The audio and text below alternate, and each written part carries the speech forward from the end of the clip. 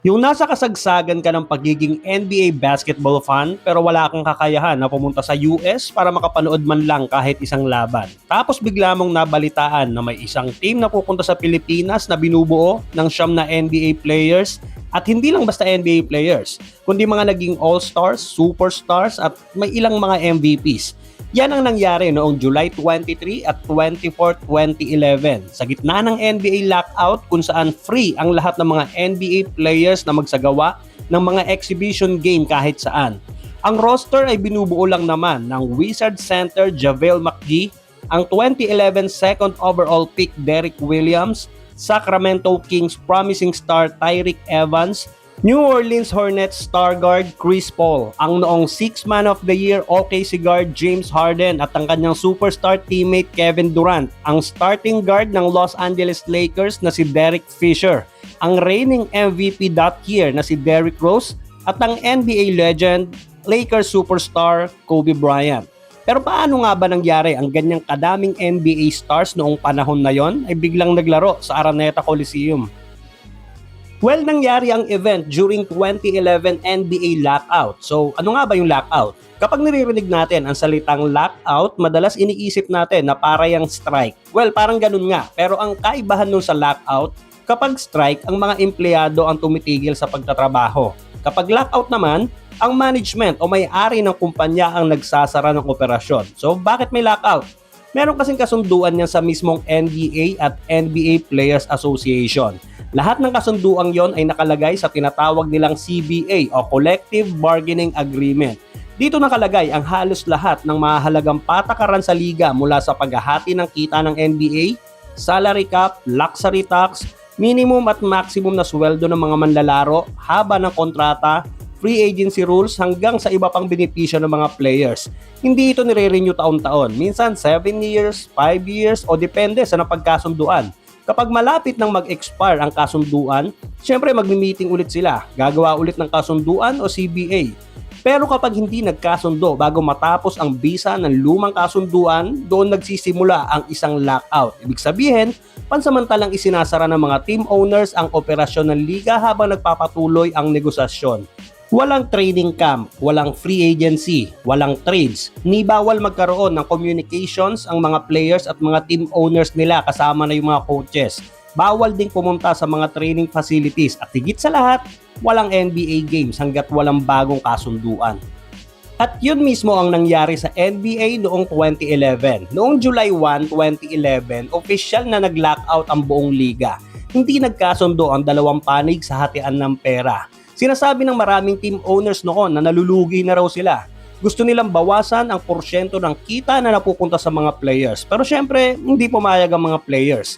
Dahil para sa kanila, sila ang pangunahing dahilan kung bakit kumikita ng bilyong-bilyong dolyar ang NBA. Kaya tumagal ng mahigit 5 buwan ang negosasyon.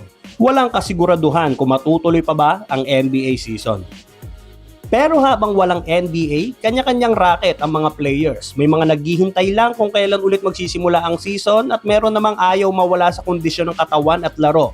Kaya nagsimula silang maglaro sa iba't ibang exhibition games. May nagpunta sa Europe, China, ilang mga charity games sa US at yung dito sa Pilipinas. Yung event dito sa atin, kung maalala ko, ang ticket price mula 350 pesos hanggang 5,500 pesos. Mukhang maliit, pero 2011 pa yon, malaki na yan nun. Naalala ko nun, ang bilis na ubos yung ticket tapos makakabili ka na lang sa mga nag-hoard tapos ibebenta ng mas malaki sa iba. Ang uhusay. So, ang event ay tinawag na Smart All-Star Weekend. Ang mga NBA player ay tinawag na Smart All-Stars, hindi NBA All-Stars. Dahil nga may lockout, pati yung word na NBA branding hindi pwedeng gamitin ng mga players. Kaya yung jersey nila nung panahon na yon, maninibago ka mula sa pagsusuot ng minimalist na mga NBA jersey na minsan pangalan lang ng city yung mga nasa jersey nila. Nakita natin silang parang mga PBA players na nakasuot ng jersey na napakadaming nakadikit na sponsor logos. Smart na nga yung pangalan ng team nila, may mga nakadikit pang TV5, PLDT at Meralco. At yun na nga, sa mismong event, paglabas pa lang nila mula sa locker room, parang may concert ng Westlife sa Araneta. Halos mabingi ka sa lakas ng sigawan ng mga Pilipino, lalo na nung lumabas ang 32-year-old pa lang noon na si Kobe Bryant. Pero kung na-starstruck ang mga Pinoy sa mga NBA stars, ang mga NBA stars naman ay na-starstruck na makita nila si Manny Pacquiao. Nagkaroon din sila ng iba't ibang fan events, may meet and greet sessions, basketball clinics at charity activities.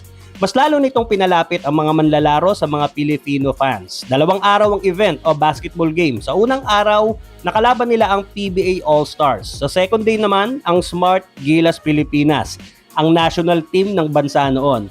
Hindi man official NBA games yung mga yon, ang nakakatuwa kasi kahit paano sineryoso ng Smart All-Stars yung laro. I mean, hindi siya yung parang katuwaan lang. Makakakita ka talaga noon ng maayos na depensahan. Nangangaldag talaga yung mga NBA players ng mga Pinoy. May mga alley-oop, behind the back passes at highlight dunks. Si Kevin Durant effortless umiscore. Si CP3 masterclass sa pagkontrol ng opensa at yung pakikipagkulitan niya pa kay pambansang kamao Manny Pacquiao. Si Derrick Rose kahit alam mong hindi nakatodo, pero makikita mo na agad kung bakit siya ang MVP ng NBA nung panahong yon. Habang si Kobe, binigay niya sa mga fans yung mga move na gustong makita sa kanya. Kaya kahit exhibition game lang yon, mararamdaman mong nirespeto ng mga NBA players noon hindi lang yung mga kalaban nila, kundi pati yung mga Filipino fans na alam nilang gustong makakita ng real NBA basketball. Marami sa mga NBA stars ang nagpahayag ng paghanga sa passionate na suporta ng mga Filipino fans. At hindi nga daw nila in-expect na ganun pala sumuporta ang mga Filipino. At pinatunayan din naman natin sa mga NBA stars kung bakit tinatawag tayong isa sa mga pinaka-passionate basketball countries sa buong mundo. So ang isang problemang muntik nang makasira sa NBA season, siya rin palang dahilan kung bakit nabigyan ng once-in-a-lifetime experience ang libu-libong Filipinong basketball fans. So, hindi sa lahat ng pagkakataon ay nabibigyan tayo ng chance na makapanood ng ganitong klaseng event dito mismo sa Pilipinas. Oo, nitong 2023 naging host tayo ng FIBA Basketball World Cup at nasaksihan natin ang Team USA at iba pang national teams na maglaro sa ating bansa.